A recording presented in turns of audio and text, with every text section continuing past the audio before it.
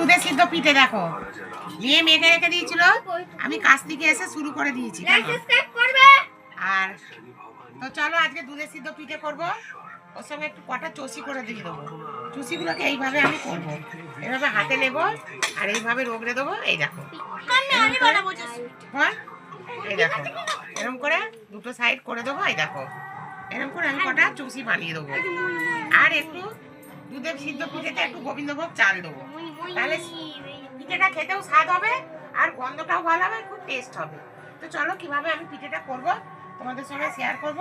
আগে আমি পিঠেটা তৈরি করে নিই। হ্যাঁ, কত সুন্দর হয়েছে, প্রত্যেকটা পিঠে আমি ডিজাইন করেছি। আমার মেয়ে ডিজাইন করতে পারে না, আমি করেছি।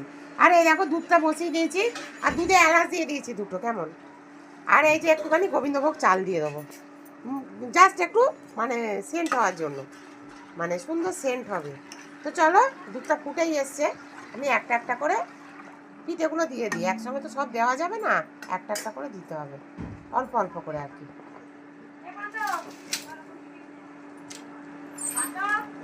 দেখো দুধের মধ্যে একটা একটা করে পিঠে দিয়েছি আর ভেসে উঠে গেছে, কেমন।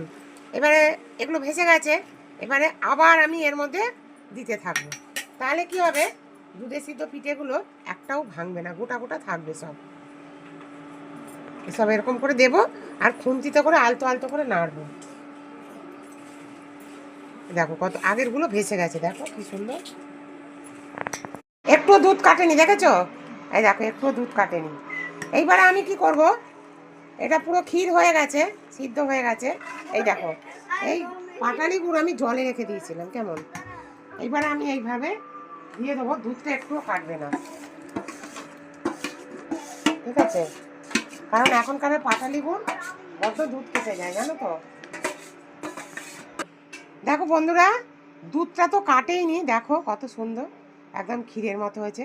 আর প্রত্যেকটা পিঠে পুরো গোটা গোটা, দেখো পুরো গোটা গোটা, কেউ কারোর গায়ে লাগেনি আর কেউ ভাঙেনি। দেখো এইভাবে যদি পিঠে করা যায় তো দুধের সিদ্ধ পিঠে আর কাটবেও না, যতই খারাপ গুড় হোক না কেন কেউ কাটবে না।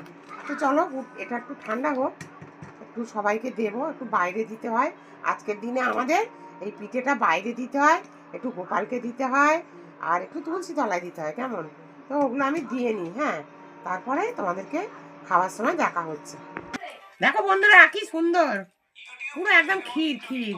আর এই যে চুষিগুলো দিয়েছিলাম নাতনি বানিয়েছিল, এই দেখো চুষিগুলো, দেখো কয়েকটা চুষি দিয়েছি, খেতে ভালো লাগে জানো তো। খেয়ে দেখি কেমন হয়েছে। হ্যাঁ, লোভ সামলাতে পারছি না জানো তো।